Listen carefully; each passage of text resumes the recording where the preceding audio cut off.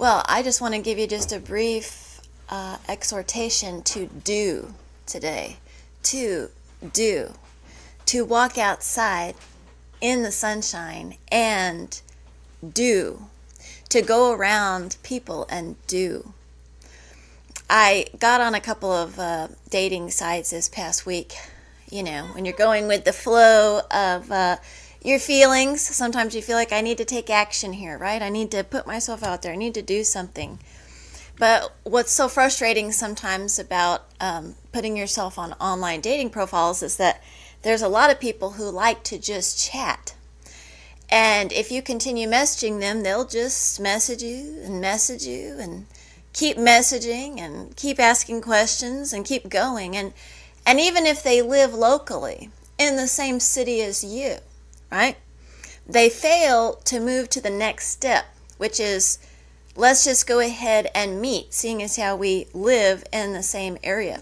So at some point you start thinking, let's quit chatting, let's start meeting, right? Less talking, more doing, right? And so today I want to encourage you, less consuming, more doing. I don't know about you, but I've fallen into the trap plenty of times with what they call the self-help trap. And that is where you go online and you watch all these YouTube videos about exercise and my morning routine and my routine for success. And, you know, you watch all this self-help and self-improvement content. But you just feel like you're compiling information. You're never really taking the step over here to start putting some of that in action, because one is passive and one is active. It's really two different states of mind, two different focuses, right? And so it's often seems somewhat difficult to absorb and do at the same time. I know there was a man and his fiance, and they were going to seminary with us, and I knew he wanted to go overseas and work with different Asian people and things of that nature. And so I had asked him one time, would you be interested in coming to the church I was working at the time and doing like a little short message or something like that for VBS? Would you be interested? And he said, oh, no. Right now while I'm in seminary, this is just the time for me to learn. This is just the time for me to absorb. After I graduate, then I'm going to go. Then I'm going to do.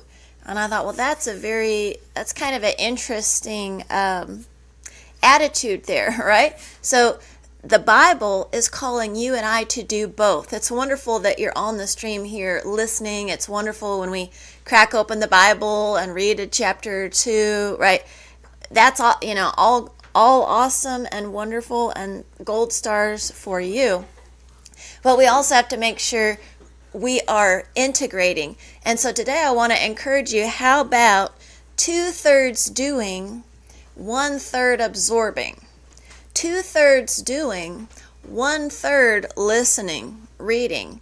Most of that needs to be doing, right? So in Luke chapter 11, Jesus says, blessed are those who hear my words and do them, right? So I can watch all the female influencers on YouTube I want to about makeup and hair and whatever they're talking about, how to be a better woman, right? Blessed am I only if I actually do any of those things that they're talking about, right? Jesus said, blessed are those who hear my words and, do them, who actually put them into practice. So I can get on there and watch Dr. Berg and eat this healthy vitamin and eat this healthy vegetable and all that, It doesn't matter unless I actually turn off the screen and go to the store and get the vitamin he's talking about and walk around the way he's telling me to, right? Jesus said, blessed are you if you actually put this advice into action, if you actually go and do what it is I'm telling you about. And so you'll know you've reached a saturation point. When I was in the EDD program, when you're doing research for a dissertation, the main question is, well, How will I know when I've found every person who's ever talked about this subject? How will I know I've covered every article, every book written on this topic, And they say, well, you know that you've done enough research. You'll know that you've fully saturated it when you start coming across the same content. Okay, this is basically just a review now. I've got the major pieces here. Now I just keep hearing the same names and the same books over and over again. Now I know I've pretty much got this covered. You've been saturated. And so what I'm encouraging you today about is that you have been saturated. You have been saturated. You know what to do. You know what to do. And so today on this live stream, you're getting in your little 1/3. And I want you to take the rest of this week, Monday through Saturday, to do your other 2/3, which is your doing, which is your going, right? And so oftentimes today in 2025, people are stuck in their little homes on the screen, and they love watching homesteading content and the animals and the garden, but they don't even bother to go step outside, right? Or we can be online looking at other people enjoying intimacy instead of just walking outside and asking someone else on a date, right? We've got to go from, hey, this looks like a good idea, to let me go ahead and act on this. And that's where I want you to be today. So don't fall into the self-help trap. And this is also a Christian issue. It's not just a secular self-help, right? The Christian issue can be, too much absorbing, not enough doing. So don't get stuck. And I want you to think about, the 18, what do they call it? The 18:6 ratio, like with eating, for example, having a short eating window and the rest of it is fasting, right? And so I want you to think about that 18:6 window. Over here is your consuming, over here is your doing, okay? Right. Over here is your doing. And that's what's going to bring that major peace and that major joy and that major improvement. Just like, yeah, it's awesome for me to get those ideas. Oh, that looks like a great workout. Wow. But when I go ahead and I do that, the other 16 of actually doing, wow, that's where I'm going to find that relief. That's where I'm going to tone up. That's where I'm going to develop, right? So 18:6, I want you to begin to go outside every single day. And so James chapter 2, he says this: faith by itself, without the works, without the symptoms, without the evidence, right? That faith is dead, right? That's like somebody saying, I love you, but they're not doing anything, right? That's like somebody chatting you up, but when are we meeting? That's like saying, I'm a happy person, but I walk around like this, right? That's a lie, right? You can't tell me you're happy if you don't even know the last time you smiled or the last time you laughed, right? Because those are the symptoms. If I go to the doctor and I say, doctor, I think I have this disease, and they're like, why? What's going on? What happened? And then I say, well, actually nothing happened. I'm just thinking I have this disease because I just been Googling so much weird stuff, right? They're going to say, I'm sorry, ma'am. I'm going to need to see some symptoms. I'm not going to give you a prescription for something, right? You don't have any symptoms that indicate that what you're telling me is actually true. And so that's what the Bible is saying here. Don't tell me you got faith if I don't see that other 16, if I don't see that other 2/3. So I'm going to need you to step off, turn off the TV, change the channel, and go outside and begin to do, right? And begin to do. So Mother Teresa said this, and you guys, I'm not Catholic, but I enjoy some of Mother Teresa's quotes, okay? So Mother Teresa said, I used to believe that prayer changes things, right? So we have this idea, well, let me just pray about it, think about it, say those affirmations about it, and God's gonna take care of it, and I just keep sitting here passively, right? she said, I used to believe that I pray and then God, he goes and fixes everything and voila, right? She says, but now I know that prayer actually changes us. And then we change things, right? Amen. And so what is she saying here? She's saying, I realized that prayer is bringing me into alignment. It's changing my attitude. It's changing my faith. And then I walk outside and I begin to do. So, if you have been in prayer, I'm going to know it. If you've been with God, I'm going to know it. There's going to be symptoms coming out of you. Right? There's going to be fruit coming out of you. I know somebody told me the other day, like, wow, there was like a real section there where your messages were like really good and like that was good. And I said, you know why that was? You know why it was? Because I said I took several days. I took 1 day a week and I had an offline day. And I said, I'm not going to look at my phone. I'm not going to look at my computer screen. And so you know what I did for all those hours that I would normally be like sitting passively? I read the Bible for hours during that day. And guess what? When you start reading the Bible,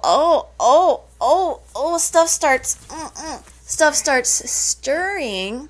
And especially when you're reading it for hours, so you're not just reading a little chunk and a little chunk. You're reading in context. And so now you can see, oh, this is a theme over here and over here, right? And you begin to connect things in a different way. And so there were symptoms that came out of that. And so people were like, wow, your messages were better, right? Because I was going about, they were coming from a different place. They were coming from a different place. And so when we pray, when we read that word, it changes us. And then we go do. And so I want to encourage you today to go do those 2/3, the other 2/3. And so there is a concoction, right? This guy messaged me the other day from, he said he's a bartender at Myrtle Beach. I said, you should have lots of women if you're in Myrtle Beach. It's like a beach area, beach town, and you're bartending. That means you're like coming across tons of people. What are you messaging me about? Okay, but anyway, the point is, what do bartenders do? They make mixed drinks, right?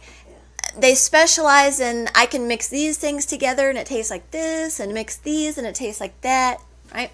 And what are you getting when you go online and you watch an influencer? How do they make their money?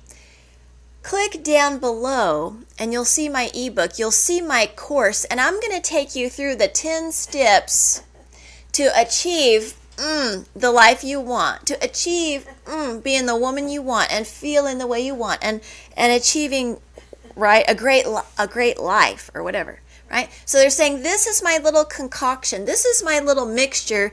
When you drink that down, this is a great potion. You're going to love what it does for you. Okay?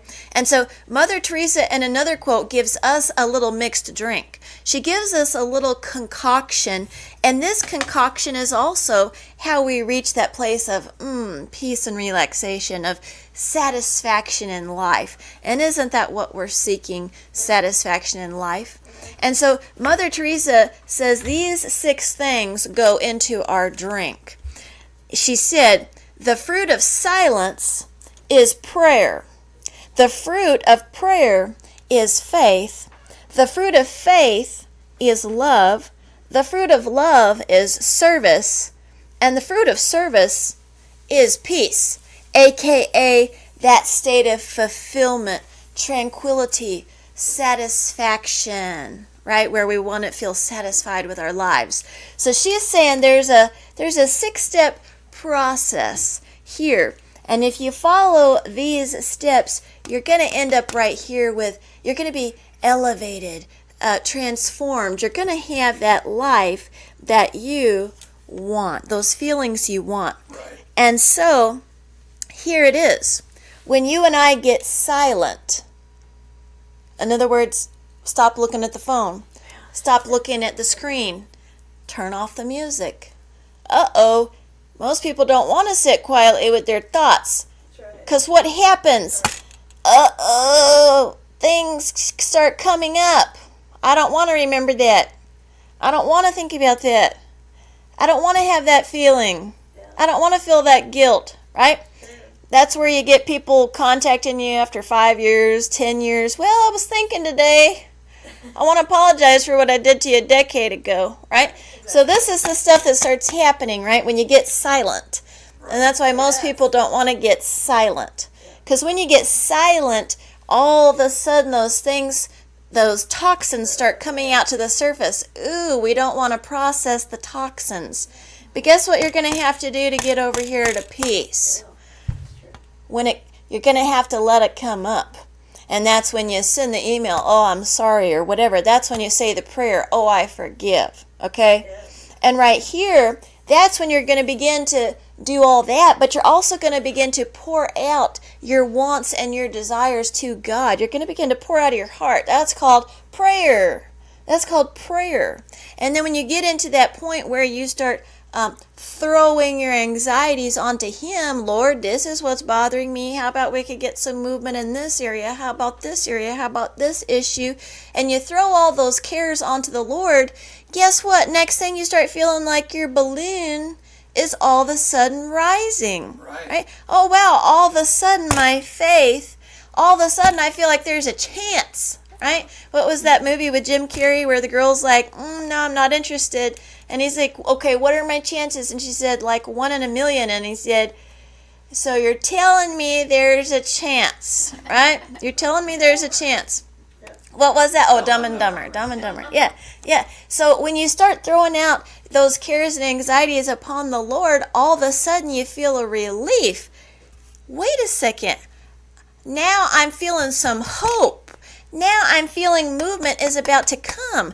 Now my heart feels stirred and it feels lighter, right? Now I have this conviction. God's got it under control. God is out there. God is listening. And so what begins to happen here?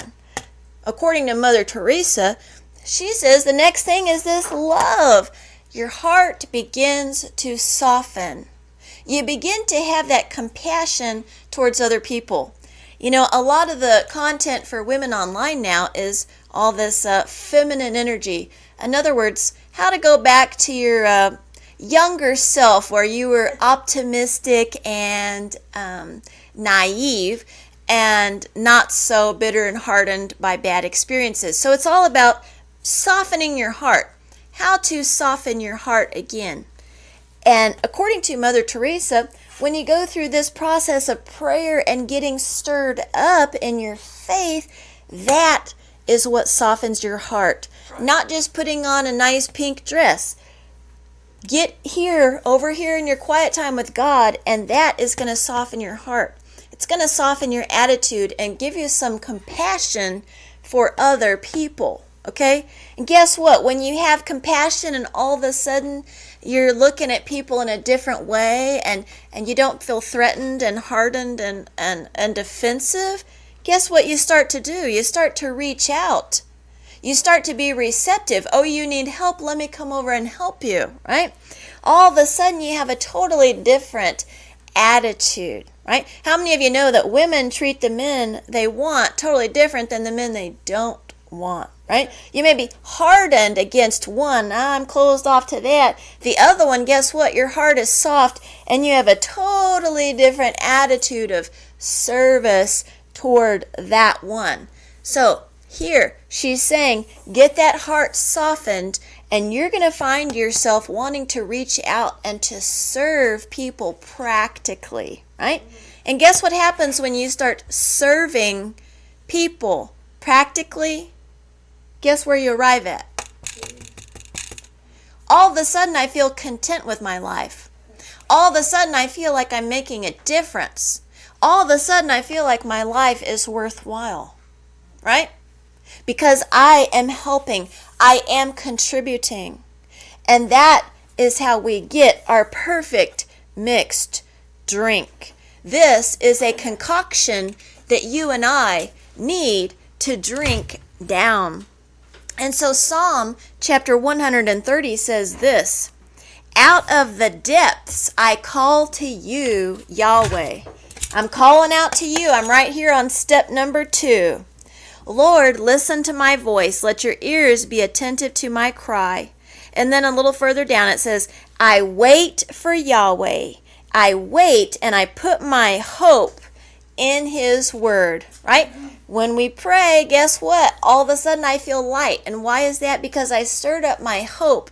Now my hope is in him, right? When we get sad and depressed, why is that? Because we're looking at ourselves. How can I figure out how to change myself? How can I figure out how to solve these problems I don't know how to solve? But when we hand those cares over to him, all of a sudden we have hope. I'm not just relying on myself to try to figure out the answer, try to figure out how to solve it, right? Now, my hope is in him, that he is going to help me figure out how to solve it. He's going to help me take the next step. And so it continues, I wait for the Lord more than watchmen for the morning. I'm out there waiting on him. I know he's going to show me the way to go. And then it says, Israel, put your hope in the Lord. And that's what I'm encouraging you today. People who are watching McKinney Ministries, put your hope in the Lord. Throw your cares upon him and put that hope in him. There is faithful love with him, and he will redeem you. Okay, and then Isaiah 49 says, can a woman forget her nursing child, or lack compassion for the child of her womb? Even if these forget, because we know there's a small portion of women who do forget the compassion for the child in their womb. He says, even if these mothers forget, yet I will not forget you. God never forgets you, even if your own mother does. It says, look, I have inscribed you on the palms of my hands, right? Your walls are continually before me. Your protection, your city, taking care of you, you're constantly, I'm watching over you. So we are God's children, and he has that compassion right here, that love, just like a mother. Even if your own mother forsakes you, God is right here. His attitude is compassion for you, right? And in the same way, we show that compassion to others. Matthew chapter 9, it says that Jesus went to all the towns and villages, teaching in their synagogues and preaching the good news of the kingdom. And he was healing every kind of disease and every sickness among the people. And it says that when he saw the crowds, he felt what? He felt compassion. He had that soft heart, right? He had that love exuding. And why was that? Because he was constantly going away on the mountain. He was constantly having that quiet time and praying. And when he saw the people, he had compassion. He had that empathy, right? And so it says, because they were weary and worn out like sheep without a shepherd. Now, how many of you know you can put content online about anything, just anything at all, and you're going to have a following. You're going to have people liking it. You're going to have people following it. Why? Because people are weary and worn out. Yeah. People are like sheep without a shepherd. People are looking for leadership. People are looking for advice. People are looking for an example. People are looking for encouragement. They're looking for help, for answers to their problems. And that's why Jesus said, the harvest is abundant. There are all these people out there needing something, wanting something, but the workers are few. Right. The workers are few. And he said, therefore pray to the Lord of the harvest to send out workers into his harvest. You are the workers in Jesus' harvest. You are the worker. You are the worker. I encourage you today to go out. yes, it's great to absorb, but do that other 2/3. Leave your house, go outside, say hi to the people you walk past, say hi to the people in the grocery store, say hello to everyone you look at. It says, send out workers into his harvest. Send out people to go be around other people. Jesus has called you to go out and be around other people. Right. Go, that is his harvest. That is what he loves. So, there was a movie called Yes Man, starring Jim Carrey and Zoe Deschanel. And the whole movie is about Jim Carrey. He's depressed. He sits in his apartment. He works a 9-to-5 job in the bank. And, he just sits there by himself all day. He has no woman. And he has some friends, and they're constantly calling him and asking him out. And he's always like, oh, man, I can't do it tonight. I'm busy. And then he's just sitting on his couch, watching movies or whatever. And so the whole movie is he goes to he gets introduced to this seminar where the whole thing is you have to say yes for 30 days or something to every invitation, right? And so the movie shows how his life completely transforms and how he goes from this hermit sitting in his house and doing his little bank job to now he's this, traveling, popular ladies man, all this stuff. Just because his attitude changed. Just because he began to say yes to life. And Jesus is calling you as his disciple. Say yes. Say yes to my harvest. Say yes to other people. Say yes. Go out and interact and show that compassion. Go out and say hello. Go out and smile. Go out and interact and begin to serve.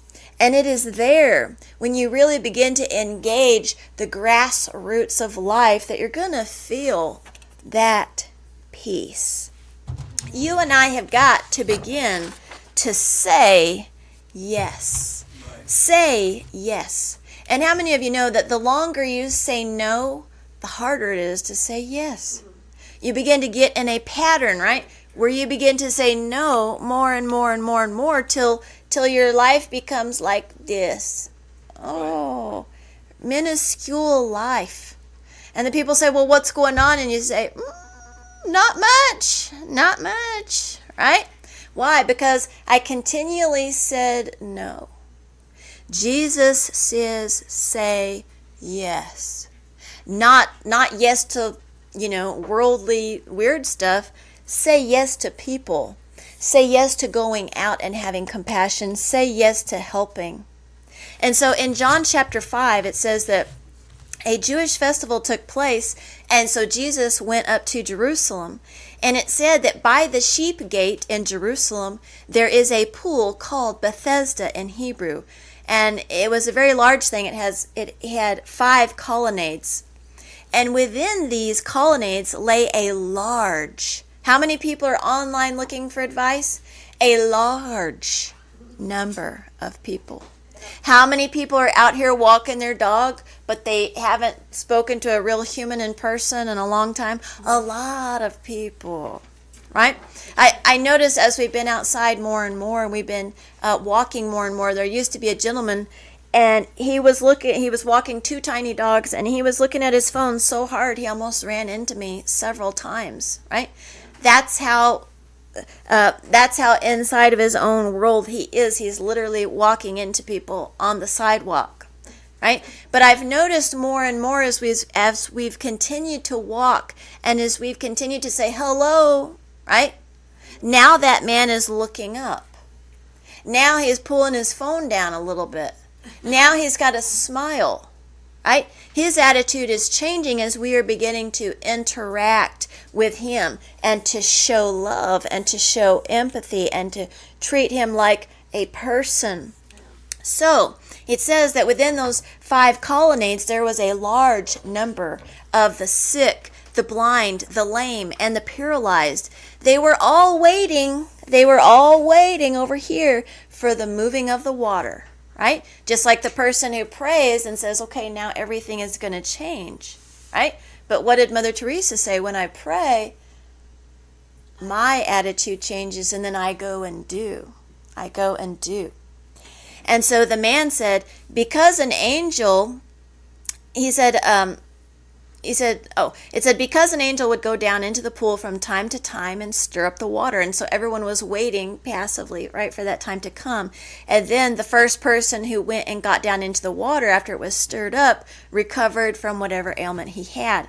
And so one man was there who had been there for 38 years. That's horrible. That's like 4 decades. That's a half of an entire lifetime. It says that when Jesus saw him lying there and knew he had already been there a long time, Jesus said to him, "Do you want to get well? Do you want to get well?" And so Jesus was looking for the man to say what? What is the thing that we need to say that Jim Carrey said? Yes. Say yes. Say yes. That man could have said no. He could have said no. I mean, what kind of question is that? Do you want to get well? Jesus is looking for your consent. Jesus is looking for your yes. Yes, right? It's horrible when you see online in there, what was it? I think in the Ukraine-Russian war, they're like going around in a minivan kidnapping young men to go fight in the war. And why is that? Because those men do not consent. They're saying, no, I don't want to go participate in this.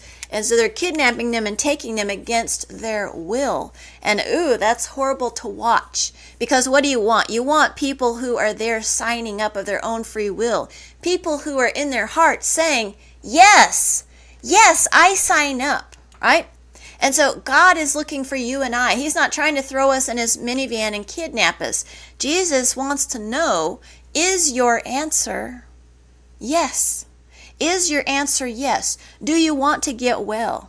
And so, sir, the sick man answered, I don't have a man to put me into the pool when the water is stirred up. But while I'm coming, someone goes down ahead of me. And so Jesus gives him this directive, right? He doesn't just say, sit there and I'll send the word like a laser beam. Ooh. No. He didn't pray and then, the healing. No. Jesus said, get up. You said yes, right? Okay. Now get up, pick up your mat and walk. Get up and walk outside. Get up and go somewhere. Get up and walk into his harvest. His harvest is people, right? So if you say, well, I am not a people person, then you're not a Jesus person. If you say, I don't like being around people, that's not a good thing. Or, I hate people, I just love animals.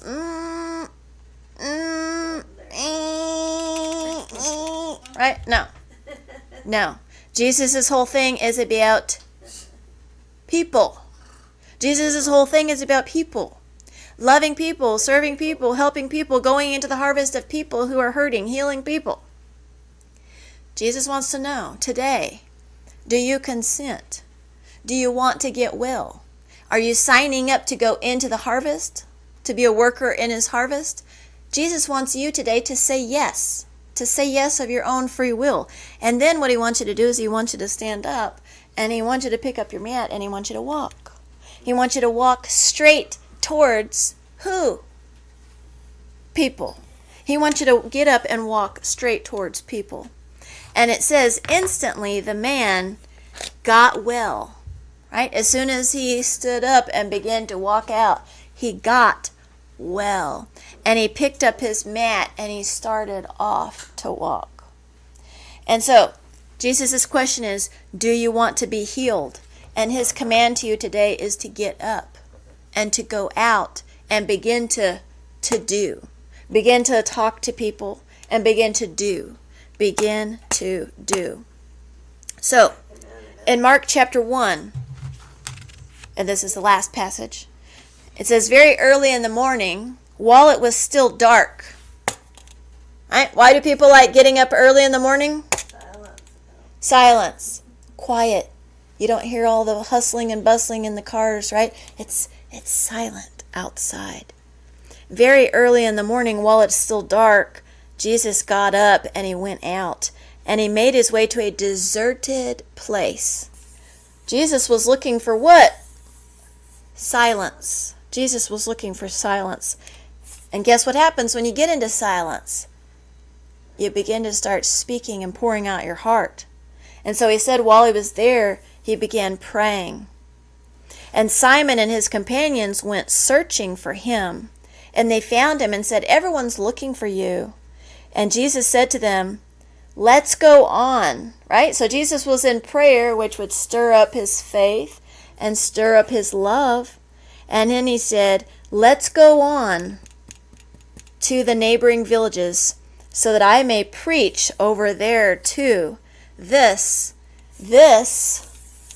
going over there to the other people, to the other villages, to preach to them, this is why I have come. And you know why people get depressed and all that when they're not serving and they're not fulfilling a function? Why? Because this is why we've come. This is why we're here. This is why Jesus has sent us. This is what Jesus has called us to.